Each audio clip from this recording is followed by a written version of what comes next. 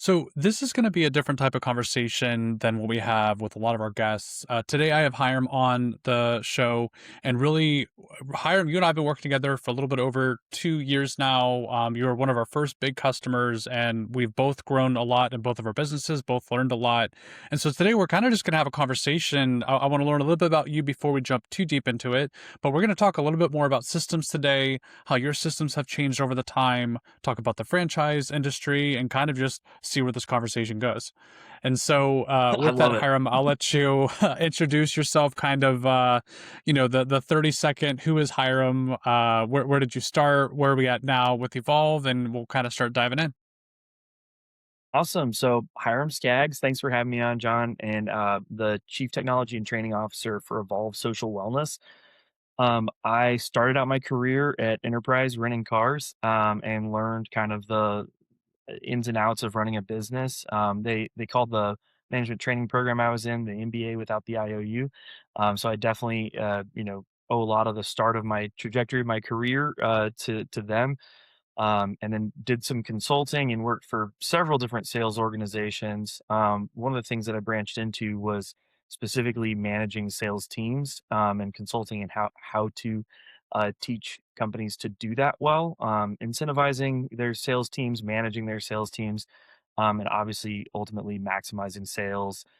Things like go-to-market strategy or how to make a startup successful. Sales solves a lot of problems. I think people talk about that a lot.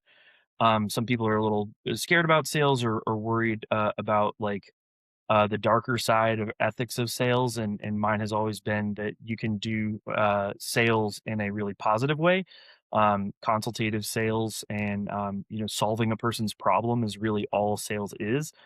And then solving those problems on a larger scale for companies is how I ended up getting involved with Evolve because a buddy of mine, Jeremy, who's the founder of Evolve, had been in an entrepreneurs coffee club that we used to meet up with monthly, and he and I used to go to that. And during COVID, it stopped, and afterwards, it didn't start back up, and we just started going to lunch together every month instead. Kept up. I was at a startup while he was starting Evolve, and when I exited there, he asked, "Hey, would you want to come work with us? Like, when we scale this and franchise it and need systems in place, would you want to come do that at Evolve?" And I was like, "Heck yeah, brother, that'd be amazing. would would love to do that." And so, here we are. Like you said, I started at Evolve and almost immediately turned around and started talking to y'all over at OpSpec at the optimization specialist specifically so that there were some systems that I knew I needed to get in place and some things that I could do alone.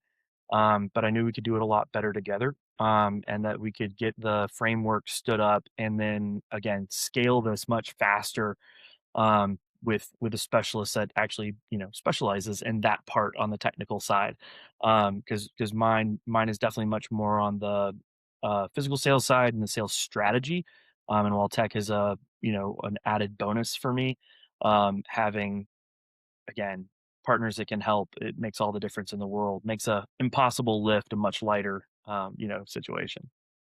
Yeah, yeah, I love that. Now, look, for me, sales have always been an interesting thing in my life, I guess, because I did not grow up around sales. So I'm curious, going back to like the education piece, did you always have that entrepreneurial like spirit? Like you knew you wanted to get into sales, like you already had like that itch to get into Yeah, sales? definitely. Yeah. So if you didn't grow up around it, mine is the diametric, like polar opposite. So I grew up around it, and a lot of folks in my family are in sales. A lot are in education too. And I think one of the unique perspectives that I got from that was the concept that sales is education. The reason salespeople existed for a long time was to help people understand new and unique products that were on the market. We think of like the kind of scale up of when people started being really familiar with salespeople, 40s, 50s, 60s, door to door salesmen, people that had all these amazing space age products that were changing the world, for good or ill. But there were suddenly just a ton of products that were out there and people really genuinely did not know about them. So there was that need for someone to educate them on what that could be good for. For the company, obviously, they wanted to be able to scale up and sell and profit from that. But to the general public, there's also like, a better vacuum cleaner or, a blender that you can finally use and you've never had before, those kinds of things. I think with the proliferation of products and a lot of people maybe selling unethically or selling to people who didn't need it, or a million people knocking at your door and you get sick of it one day, eventually the strategy that people lean on too hard becomes impossible to do anymore. So on my side, growing up again around people who were in sales, who owned businesses, a lot of family members that own and operate businesses, as well as people who are, in industries that, sell like insurance, that sort of thing. Um, that original concept was never lost, and ethically selling was really important to my family and to folks that I kind of was around and we surrounded ourselves with. So it wasn't scary or hard. The concept wasn't foreign to me. But you still end up learning a lot, right?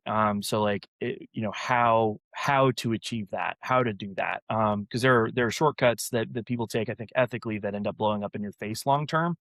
And if we're talking about like insurance, and this is specifically like a story with my dad, if you're underwriting an insurance policy, you can sell a lot of insurance policies, but if you're underwriting them poorly, eventually there will be claims that come back because you didn't actually mitigate the risk properly. So being a really good salesperson isn't the only part of the job. Like actually understanding and calculating risk is a huge portion of that.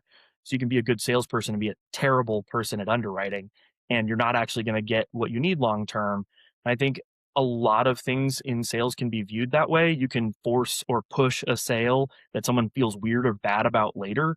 That's going to blow up. It's not going to help long term. So, like, again, incentivizing and figuring out what the levers are to get a sales team to do things ethically and to get sustainable growth, that can compound, being first and foremost a decent person who's trying to help, makes all the difference in the world. One of the, and again, this is part of that like education, love of history, all that kind of stuff.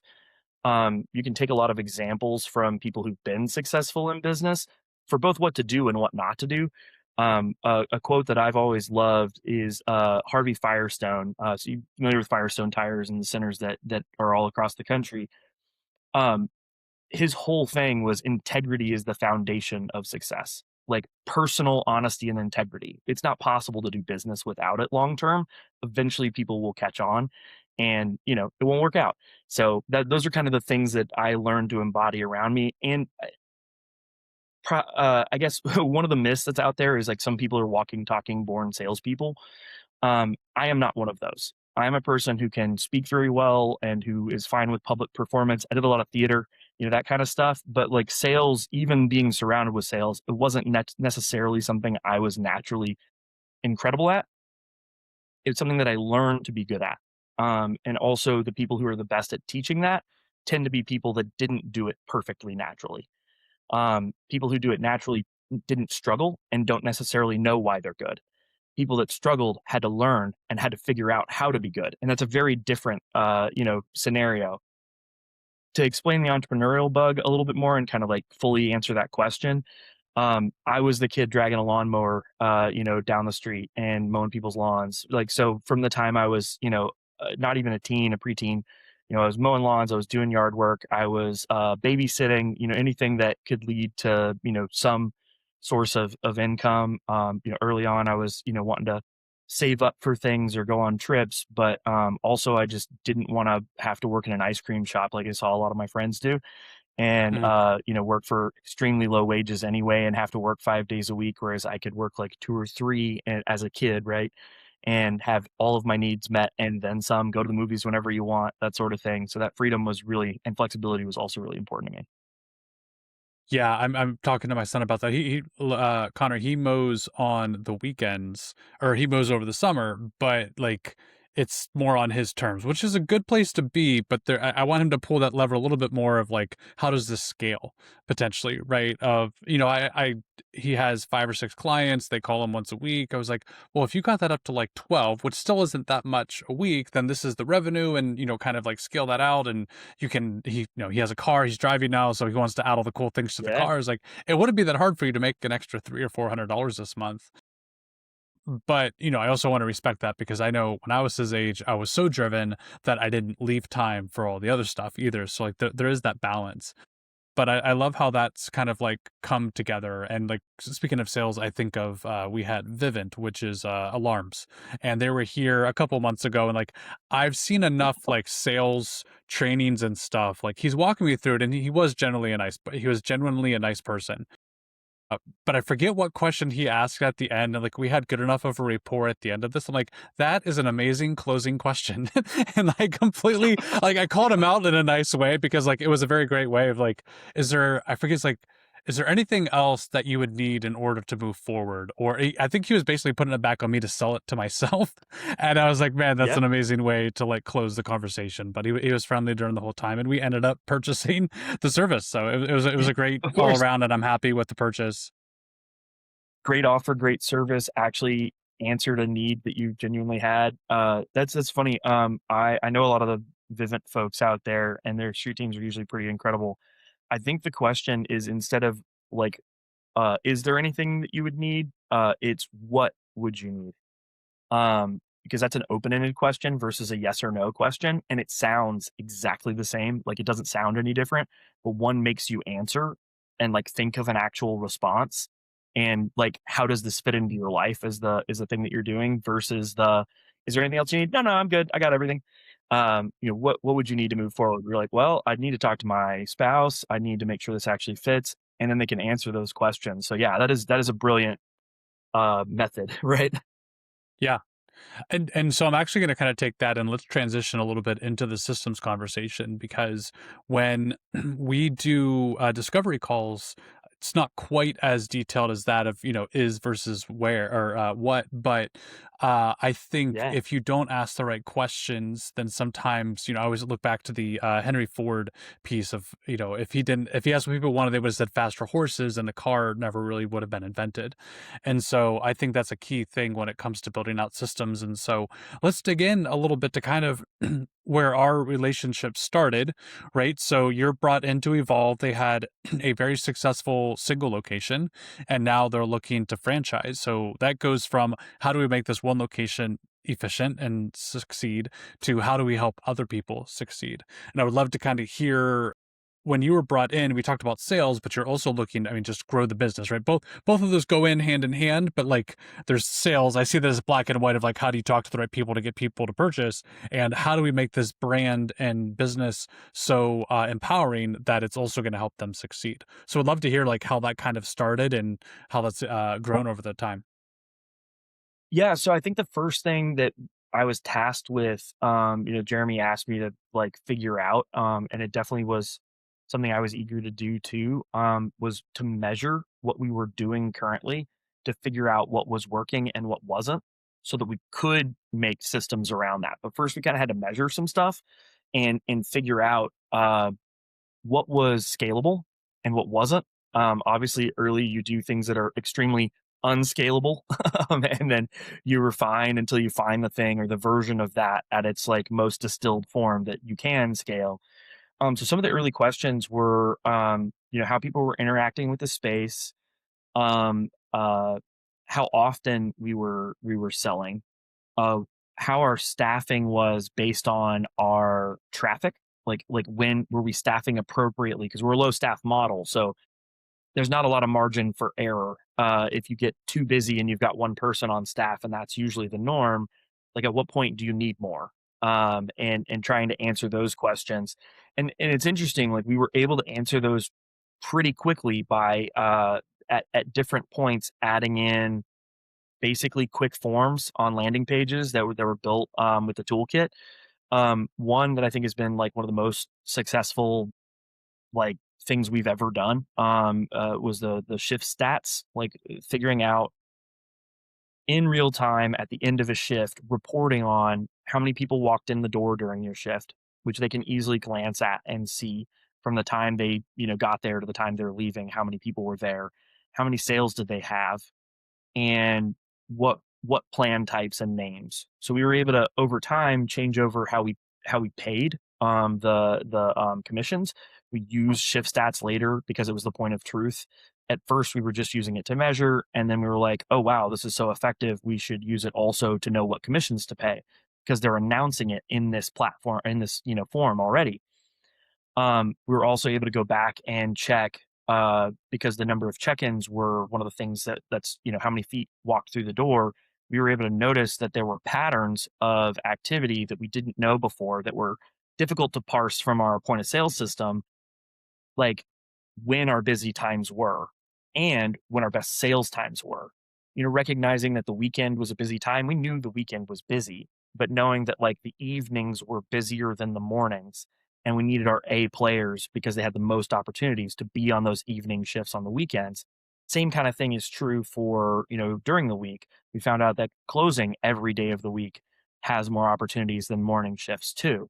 So if you have A or B player or somebody who is better at that, you want them in that, evening shift any day of the week. If you have either a more admin focused person or just somebody who's a little more timid on the sales side, it is imperative that you put them in the morning. Those kind of things we could not have answered, genuinely could not, if we hadn't had a simple form that doesn't, add to the burden of tasks, right? It's something that's quick and easy, self-reported, that a low-level employee could do easily and quickly and on the fly.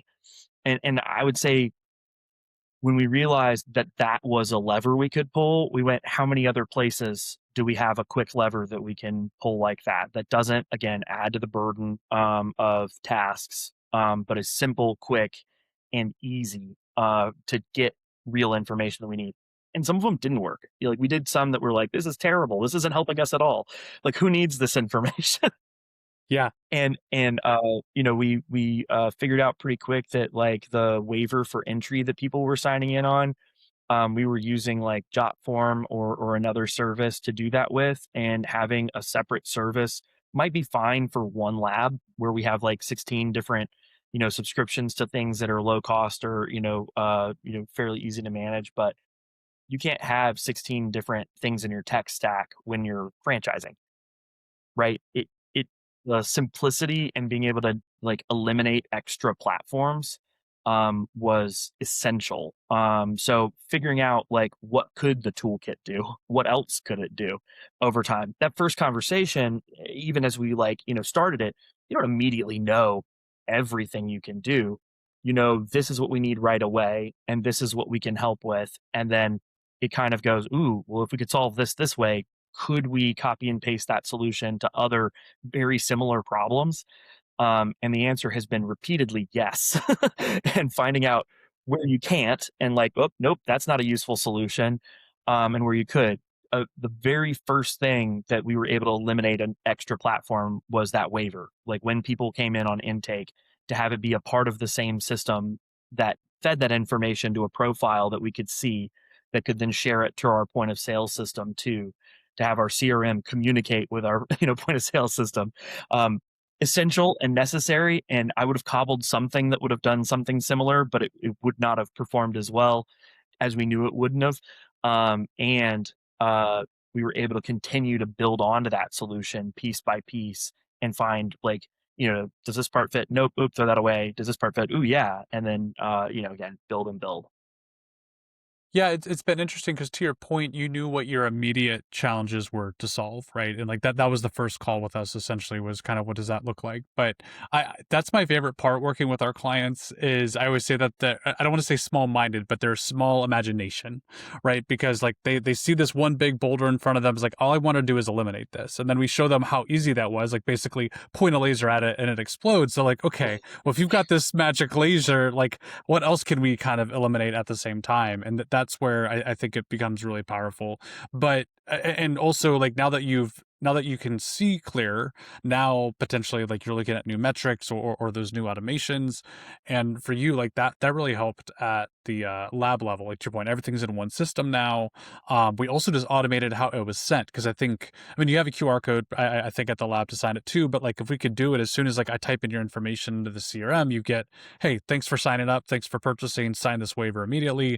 It kind of automates and eliminates that mode because when people make a purchase, I mean, back to sales for a second, like you want to like reward that purchase and eliminate all friction so they don't start second guessing that decision. And so by adding like those drops of oil along the way, it reduces that friction. Well, and it's interesting too, like you mentioned, like another place that we actually were able pretty quickly to eliminate an extra service or an extra provider that we had to interface with, another login, right? Even just that can be such a like extra barrier to being able to like share this with a client or with a franchisee specifically. The QR code, we were using another service for the QR code, right? So that we had the form service that the QR code went to, and the literal QR code was yet another service. And then all of that wasn't being shared into our point of sale system, which also wasn't sharing with our CRM, right? It was just completely disparate, disjointed systems that, yeah, were cobbled together because we were solving to see what we needed on a very small scale first. And then we realized, okay, we can centralize this and use a solution or a platform that solves a lot of these. Yeah, yeah, I do like the bootstrapping, right? I mean, at least you guys knew that the different softwares were out there. You knew you needed a form for a waiver. You knew you needed this or that, and like you at the time you picked different systems, and we were able to consolidate that. But I think that's my favorite part of entrepreneurship is experimentation, and so you guys were kind of able to do that to at least get the proof of concept. But you realized if I want to scale this to multiple locations, I can't have them with every location cannot have 8 separate logins. And You just can't. and managing There, that, and it's yeah, crazy. there's a what is it? Point of diminishing returns when it comes to Yes. how many logins you have. Yeah. Yeah, well, and so you're working with because like if we look at the franchise model too, you have people that might be previous business owners, but a lot of times franchise ownership is like their first step into business ownership, and so there's a lot going on, right? Like if we step away from the systems for a minute, there's also like construction. There is. I also want people to show up when I open my doors, 6 months or however long down the road, and so like as I'm making these investments as a brand new business owner or just like starting this process, all of this stuff is just more noise that they would potentially have to figure out. Like, and that's one reason I like franchising so much. Of like, if you literally want to like start renting out a facility and learn everything by yourself, like there's so many things that go into it. But I like that you guys really. I know this wasn't the only thing you focus on, but it was a primary focus. Was what are the systems we put in place? Right. We talked about different setups inside of buildings and things like that. Like there's so many things that you want to eliminate as much of that as possible so that way that they can focus on getting open sooner versus solving 100 problems at once, because as humans we can't process that. Computers can barely process 100 problems at Yep. once. Like humans definitely can't do that. Yeah, and it's been funny too, like talking about like building on a thing that works and kind of doubling down on that until either you hit the point of where it just can't bear the weight anymore, or like that's too dissimilar a problem to solve in the same method. The like using the landing pages, like once we realized like we could put a quick form on a landing page, and that was fairly easy, and then realizing like people were struggling to keep up with links that they use or forms that they use frequently. So then I made a dashboard of links for people. And there's, one for our, entry level employees, one for managers and owners.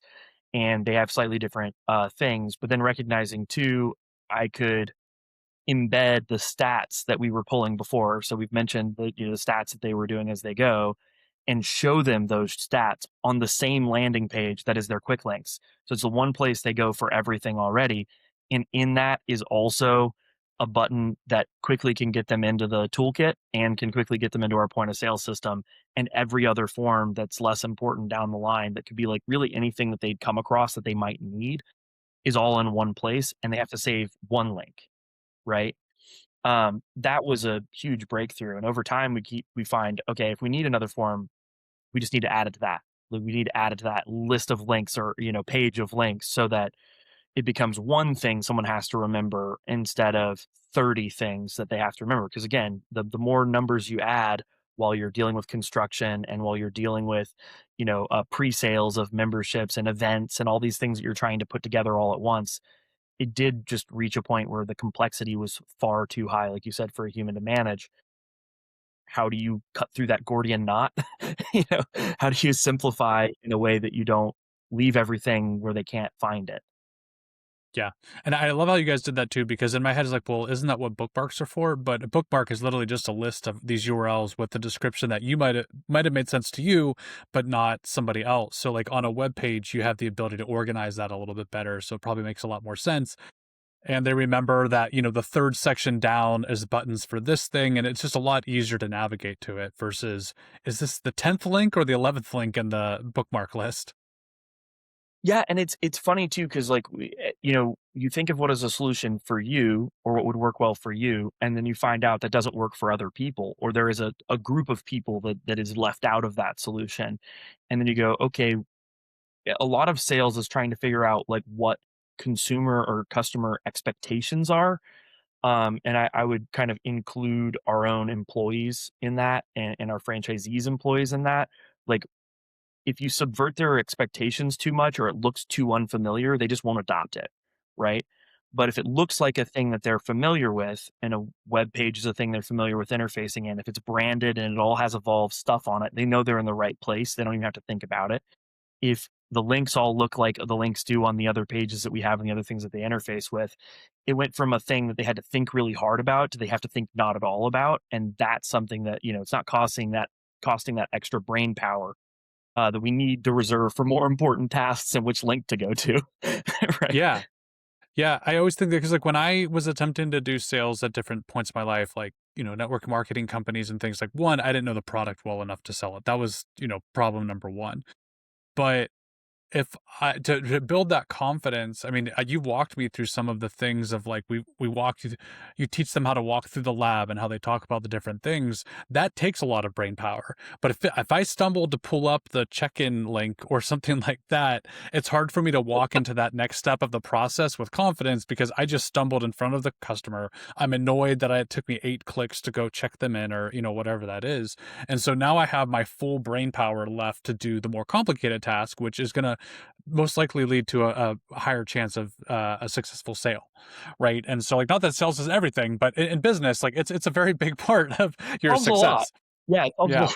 And if you have a service that really meets your client's needs, finding the way that there is a thing that, solving that problem with them in real time is the thing like you need that brain power for, whether the solution fits for them or not. Being able to help walk them through that. And if they're not a client, to let them go and shout from the mountaintops that it was a great experience so that people who might be our client are driven in the doors, releasing them from that if yeah, they're not somebody who this solves a problem for.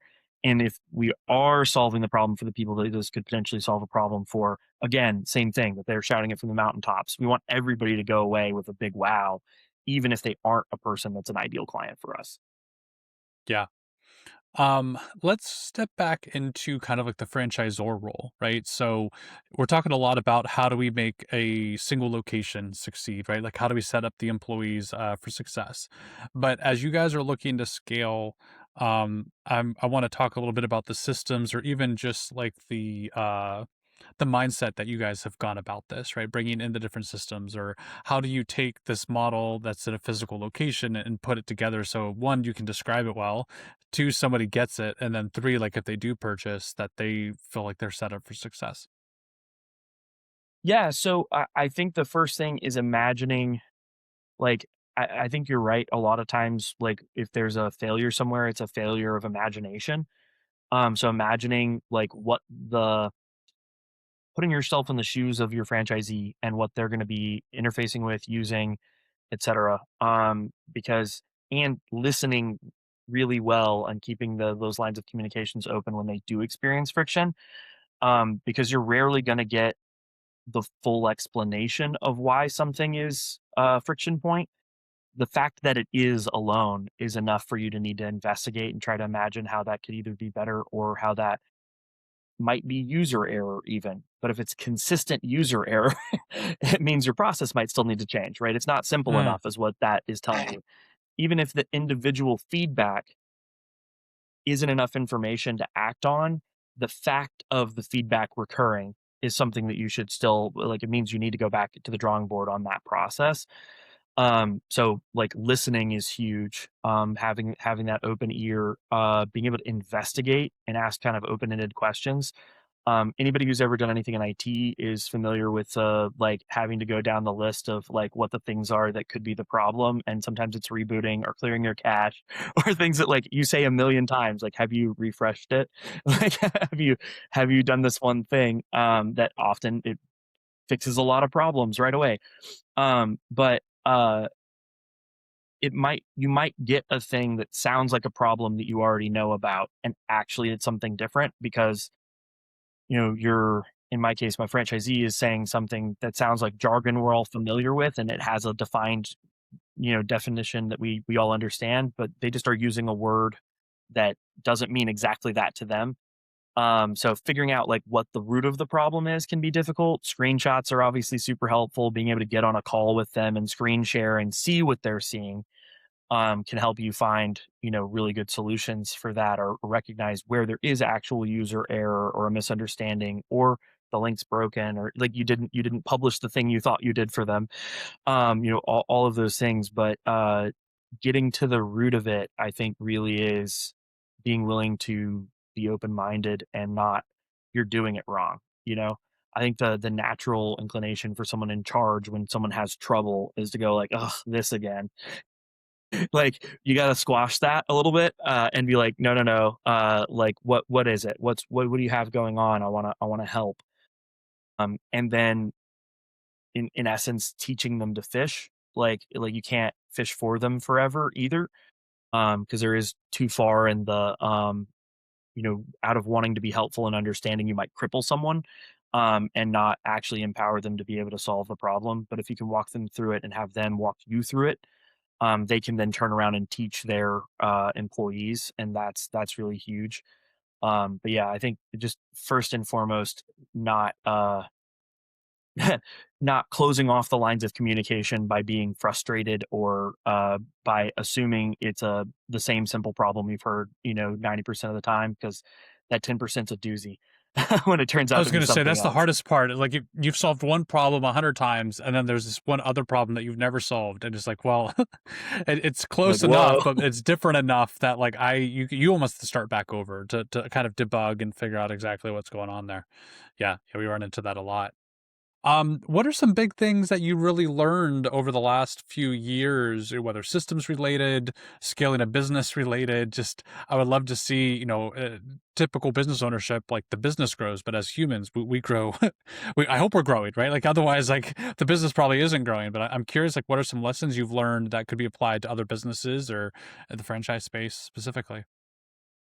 Yeah, so if you have the perfect solution for something but no one will adopt it, it's not a perfect solution, right?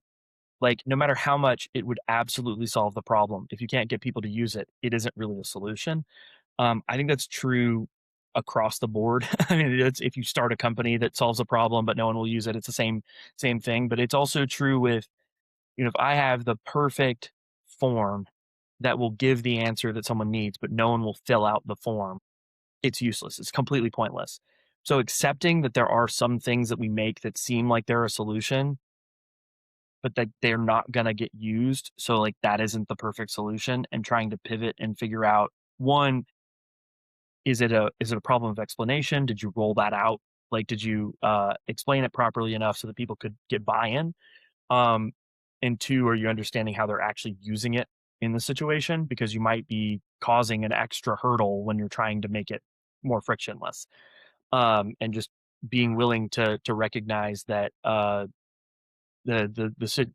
solution worked in a closed environment or a test environment, but in the field, if it fails, it's not a solution, and that you Yeah. might have to like rethink that, or drop it and recognize there are some things you cannot perfectly fix at this moment, and like what is the thing you need to triage and fix first that's more important, that makes that thing irrelevant right now. But maybe if you fix this thing that is more important, suddenly it'll either fix it naturally because like you fixed the real problem and you were messing with a symptom, or now you can address something because you put out the fire first. Uh, yeah, I need to be writing this down. I do that a lot.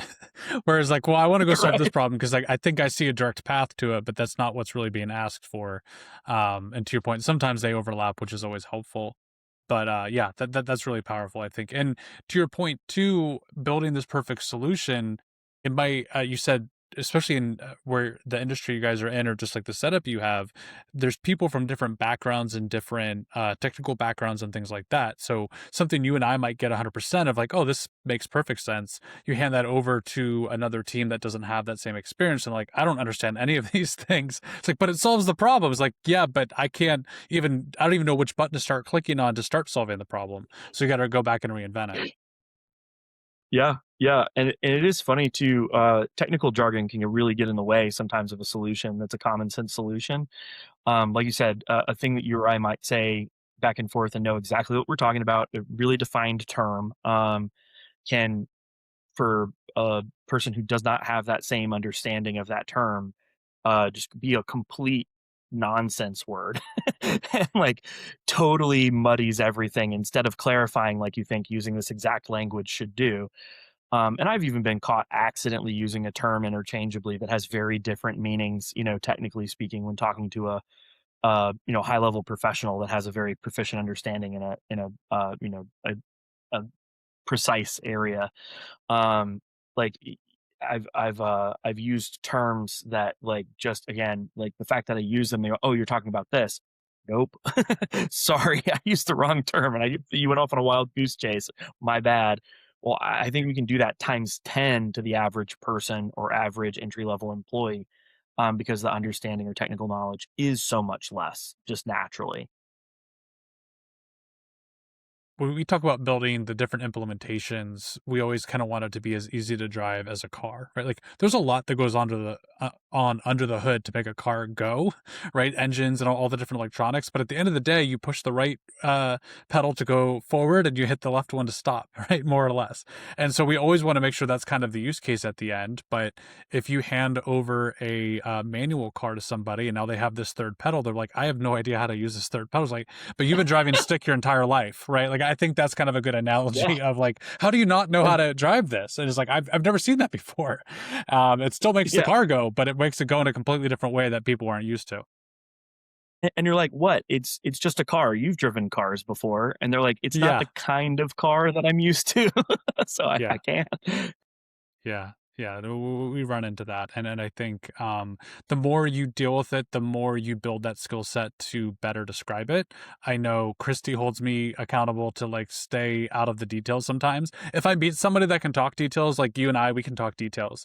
But other times, it's just like you need to go back to the, well, just push the right pedal and put it into gear this way, right? And like that's okay. Like at the end of the day, to your point, I want you to use the system. If you don't know the 5 steps that are actually going on behind the scenes, like that's fine, as long as we're solving the main problem at the end of the day. And for you, I'm trying to help them solve their business problems. You're trying to make the whole business better as a whole, right? So like it's even more critical for you because like one small mistake is multiplied throughout the rest of the business.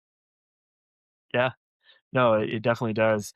Yeah, it's funny, just getting the talking about, like, the user experience and understanding what they're interfacing with. Like you said, you don't need to know what's under the hood. You just need to know that if you do this, it goes. And not letting myself let go the fuller explanation sometimes. Because like I know I'm trying to do it simply, but then sometimes explaining it to the other person who is again an owner of a business, a smart, capable person who's then going to teach other people. Sometimes I go a little too deep in even my explanation to that person because I want them to understand well enough to teach someone else. But there sometimes it's just the stuff that I'm interested in or the stuff that I'm familiar with that hits me like, "Oops, sorry, I'm explaining too much. Let me explain what you need out of this that makes you able to give it to others and to adopt it." And finding that fine line is is a little tricky sometimes. Yeah, yeah, I think that really translates to leadership too, of understanding your audience. You know, so each person that you work with, each person on your team is gonna need information maybe presented in slightly different ways. But at the end of the day, you need to make sure they all understand it, and it could be the same thing said 3 different ways. So 3 different people might need to hear it 3 different ways, but at least at the end of the day, the problem is being solved the same way. 100%. Yeah, cool.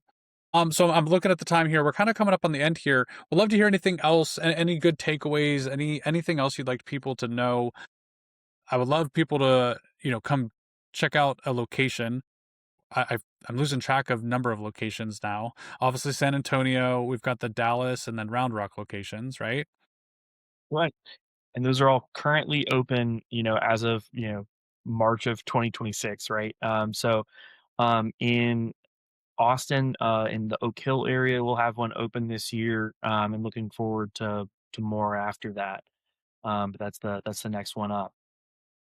That's awesome. Yeah. And I mean, I've seen pictures of the newer locations and it's cool to see how you guys are learning and growing. I saw the wall, the beautiful, like I'll call it the rock wall at the Round Rock location that said, I think it said spa or no sauna.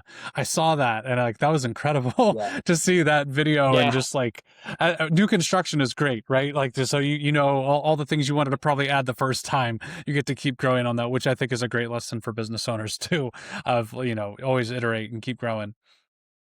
Yeah, keep improving, keep the first prototype isn't the final, end result necessarily.